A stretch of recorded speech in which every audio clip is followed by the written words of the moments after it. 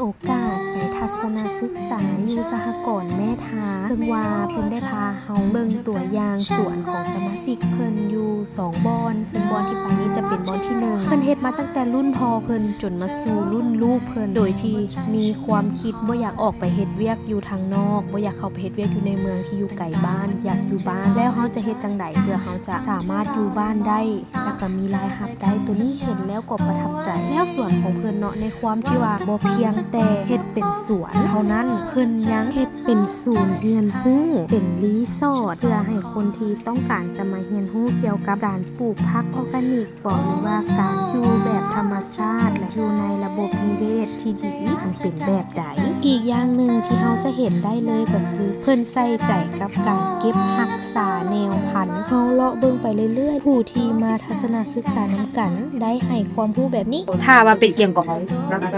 นิ้วกับเป็น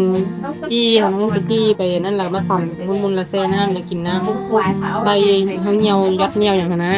ไปต่างแดดก็เห็นหลายอย่างไปกับคนใหม่ๆก็ได้ความรู้ใหม่ๆนี่ก็จะเป็นส่วนน้อยๆที่อยู่ติดกับเฮือนเพิ่นสังเกตบ่ว่าส่วนน้อยๆของเพิ่นน่ะเฮ็ดอีหยังได้หลายๆอย่างดอกไม้ก็มีหลากหลายชนิดนอกจากนั้นยังมีหงส์เพาะต้นกล้ายังมีบ่อนเก็บรักษาแนวพันธุ์พืชแล้วก็ยังเป็นบ่อนที่สามารถมาซื้อแนวพันธุ์พืชได้อีกอยู่ในบ่อนเดียวกันในส่วนน้อยๆของเพิ่นที่จริงยังมีอีกหลายกว่านี้เนาะแต่ว่าบ่สามารถถ่ายมาให้เบิ่งนํกันได้เบิดอีหลีถ่ายมาแต่ได้ซ้ำนี้ความรู้สึกตอนที่เข้าไปในส่วนของเพิ่นตอบได้เลยว่ารู้สึกว่าล่ม